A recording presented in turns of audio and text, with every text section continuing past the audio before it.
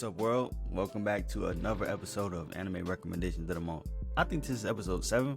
Man, we came a long way, man. Shout out to everybody who come through every month and check these out, and also check out the animes. You know, I appreciate it. This is the month of October, so I decided to go with, I was gonna say more so horror anime, but I really don't be getting scared from animes like that. So I decided to go with animes that are more gruesome and kind of morbid, deals like, you know, just stuff like that. Something scary themed, I guess. But enough of that talking, let's get into it. The first anime recommendation of this video is Castlevania. Do not look back. For no more do I travel as a man. Castlevania is an anime that was released in 2017 under Powerhouse Animation Studios. Powerhouse Animation Studios have worked on different things such as Blood of Zeus, Masters of the Universe, and they're going to be working on the upcoming Castlevania project. I think it's a show or a movie. I could be wrong. But a lot of their animations, I feel like, as far as I know of, like they've been more so around 2016, 2015, something like that. So they don't have as much work, or at least as much anime work. You know, they could probably have some other stuff. This is just animes that I'm listing off that I know of. And Castlevania is placed in the genre of action adventure, dark fantasy, and drama horror. And for anyone who doesn't know, Castlevania has been around for years, like years. They had a game that came out all the way in like 1980 something, like 1985 or something like that. But it has a large and expansive universe that expands well beyond shows, movies, games, has a bunch of different adaptations with a large universe. And what I'm going to be covering is just a small piece of what's out there for Castlevania. If you want to know more about it, definitely check it out. It has some pretty good lore and characters and stuff like that. I'm not well versed in all of it. I'll be lying if I said I was, but it's nice. But we're here to talk about the anime for Castlevania, so we're gonna get back into that. The story of Castlevania takes place in Wallachia, I think that's how you say it, and it spans from the year 1455, and I forgot like where it like kind of ends, because it kind of goes all over the place, but it starts around 1455. And a woman named Lisa, who turns out to be Dracula's wife, is burnt at the stake when she's accused of witchcraft after developing medicine in order to help people with the help of Dracula. After she's burned and Dracula finds out, he vows to punish all the humans for their crimes of what they've done to his wife. So he summons demons and vampires from the underworld as his army to take over and to control the humans. But then we move a little bit further with a time skip, and we follow the last member of a dead clan called the Belmonts as he goes on his journey of trying to save Eastern Europe from extinction at the hands of Dracula and his demon army. On Trevor Belmont's quest to save humanity, he unintentionally forms a team consisting of him and 2 other people, one with the name of Cypher. I apologize if I'm saying her name incorrectly. I promise you, I don't know how to say none of these things. Cypher, and the son of Dracula and his deceased wife Lisa, named Alucard. And while these 3 individuals have much different personalities, understandings, and viewpoints, they try to come together to help the world, some for personal reasons, some as a sense of fulfillment, and some as a means to actually do some good in the world. But as this trio embarks on their journey, they encounter much more than just Dracula and his demon army. They encounter other vampires who are much more ruthless and defiant of Dracula. Even if not publicly, they have ulterior motives, and it just adds more problems that can lead to the extinction of humankind. As I previously said, the show follows 3 kind of characters. 4 if you want to count Dracula, but I mean, who doesn't know about Dracula? But I will say that their take on Dracula and like his emotional state and all of that is very good in this. Like, I really like this adaptation of Dracula, and that's all I'm gonna say on him, because y'all know I don't want to spoil anything. But I'll get on to our kind of trio of characters. Our first character is Trevor Belmont. He is from the Belmont clan, a well-known monster hunter clan, but he is the last surviving member. And his personality is kind of an asshole, arrogant, drunk, a hardened exterior with a sense of justice, sloppy sense of justice, but it is still a sense of justice. Then we have our second main character, Cypher.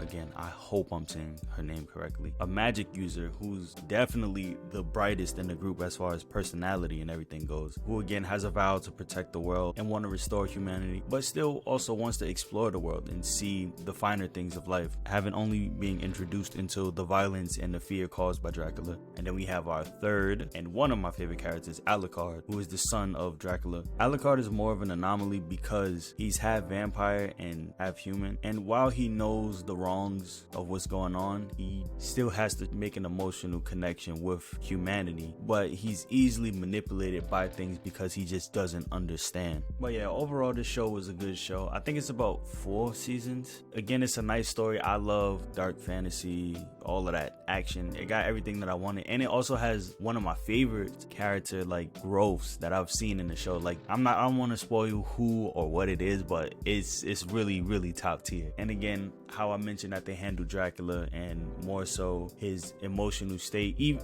being all powerful and all of that, you're able to see different shades of Dracula outside of him just being the world's strongest vampire and all of that. It's a nice balance, great watch. It is on Netflix. I forgot to say that in the beginning. It is a Netflix show, and I know most of you Netflix anime. I'm with y'all.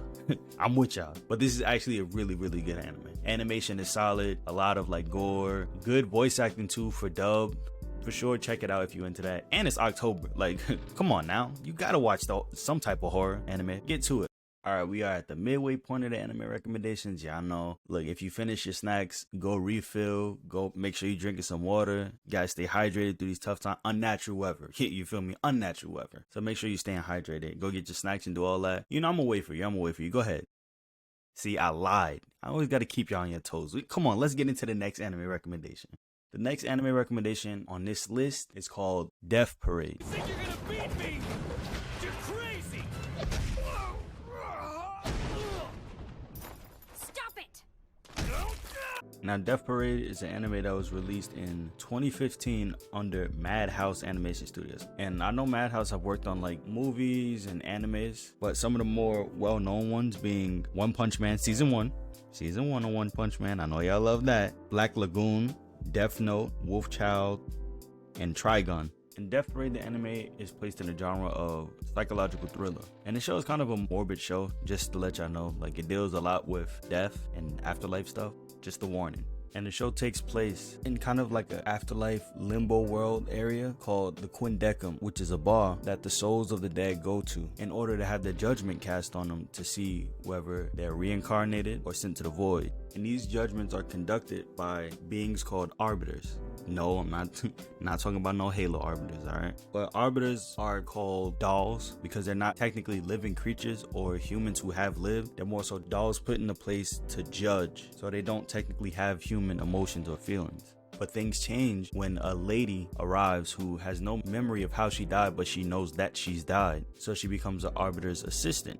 And she's placed under the wing of Decum, which is our main arbiter that we focus on throughout the series. So she watches and assists Decum as he sets up what he calls games for the dead who are being judged. And the game can consist of simple things such as bowling, air hockey, darts. And through these games, the deceased souls slowly regain their memory in order to remember who they were, how they died, but more so to bring out their true natures in the game so that the arbiters can actually judge what kind of person they are and where they deserve to go for the afterlife. Now, the show doesn't really necessarily have main characters that it focuses on. Well, it does, but I don't want to reveal anything about the characters because they're kind of like, as you go on, you learn more. That's all I'm gonna say. As you go on, you learn more, and I'm gonna leave it as vague as that because I want y'all to check it out. And again, if y'all don't check this anime out, I get it, because again, like I said, this deals with more so tough and like touchy subjects because a lot of people, they don't want to think about that. And look, even me personally, I watched this before and I stopped watching because of, I just wasn't comfortable at the time with it,